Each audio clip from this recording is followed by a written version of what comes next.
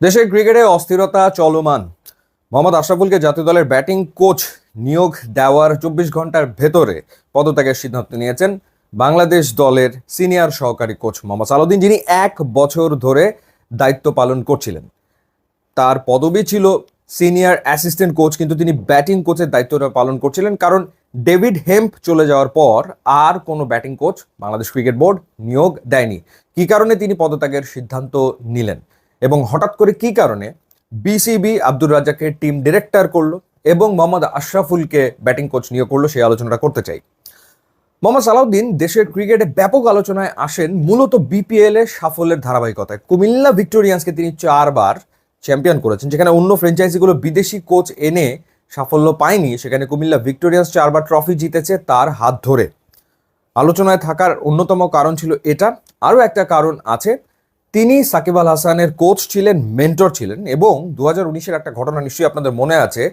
বিশ্বকাপের ঠিক আগে সানরাইজার্স হায়দ্রাবাদে থাকা অবস্থায় সাকিব আল হাসান মোহাম্মদ সালাউদ্দিনকে উড়িয়ে নিয়ে গিয়েছিলেন হায়দ্রাবাদে, এবং সেখানে তিনি 1 মাস সালাউদ্দিনের অধীনে নিজেকে প্রিপেয়ার করেছিলেন বিশ্বকাপের জন্য। এরপর 2019 বিশ্বকাপে সাকিব আল হাসান কি করেছেন সেটা আমরা সবাই আসলে দেখেছি। তখন থেকে আলোচনা শুরু হয় যে সাকিব আল হাসান যেখানে বেছে নেন মোহাম্মদ সালাউদ্দিনকে, কেন তিনি ন্যাশনাল টিমের দায়িত্ব পালন করবেন না, এবং কেন কি কারণে আসলে বিসিবি দেশি কোচদের মূল্যায়ন করছে না।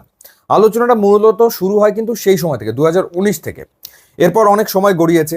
হাতুরু সিং এর অধ্যায় যখন শেষ হয়, তখন আসলে বিসিবি অ্যাপয়েন্ট করে মোহাম্মদ সালাউদ্দিনকে অ্যাজ সিনিয়র সহকারী কোচ, যখন ফিল সিমন্সকে আনা হলো, কারণ ফিল সিমন্স বাংলাদেশের ক্রিকেটারদের সেভাবে করে চেনেন না। আর বাংলাদেশের বেশিরভাগ কোচিং স্টাফ বিদেশি, সেটা হোক ব্যাটিং কোচ কিংবা বোলিং কোচ কিংবা ফিটনেস ট্রেনার কিংবা ফিল্ডিং কোচ। তো তাদের সাথে যাতে আমাদের ক্রিকেটারদের যোগাযোগটা ভালো হয়, কমিউনিকেশনটা বেটার হয়, সে কারণেই আসলে মোহাম্মদ সালাউদ্দিনকে ন্যাশনাল টিমের সাথে সম্পৃক্ত করা। তো দায়িত্ব নেওয়ার পরে মিশ্র অভিজ্ঞতার ভেতর থেকে তিনি গেছেন। আমরা দেখেছি যে ওয়েস্ট ইন্ডিজের মাটিতে বাংলাদেশ টি-20 সিরিজ জিতেছে, আবার ওয়ানডে সিরিজ হেরেছে। আমরা দেখলাম সংযুক্ত আরব আমিরাতের বিপক্ষে বাংলাদেশ টি-20 সিরিজ হেরেছে, আবার শ্রীলঙ্কার মাটিতে টি-20 সিরিজ জিতেছে। পাকিস্তানে গিয়ে টি-20 সিরিজে হোয়াইট ওয়াশ হয়ে এসছে, আবার দেশের মাটিতে পাকিস্তানকে টি-20 সিরিজে হারিয়েছে। আফগানিস্তানের বিপক্ষে টি-20 সিরিজ জিতেছে, আবার ওয়ানডে সিরিজে হোয়াইট ওয়াশ। দেশের মাটিতে ওয়েস্ট ইন্ডিজের বিপক্ষে ওয়ানডে সিরিজ জিতেছে, আবার টি-20 সিরিজে হোয়াইট ওয়াশ। সো এই 1 বছরে এই ঘটনাগুলো ঘটেছে। কিন্তু দুটো মেজর টুর্নামেন্টে বাংলাদেশ খেলেছিল, একটা হচ্ছে চ্যাম্পিয়ন্স ট্রফি এবং আরেকটা হচ্ছে এশিয়া কাপ। দুটোর একটাতেও বাংলাদেশ আসলে কাঙ্ক্ষিত সাফল্য পায়নি।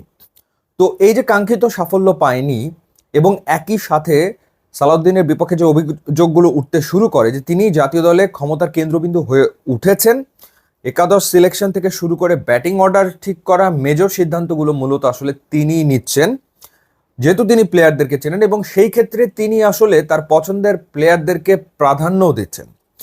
যেমন একটা সিদ্ধান্ত নিয়ে ব্যাপক আলোচনা হয়েছে যে কেন জাকের আলী অনেক আফগানিস্তানের বিপক্ষে টি-20 সিরিজে অধিনায়ক।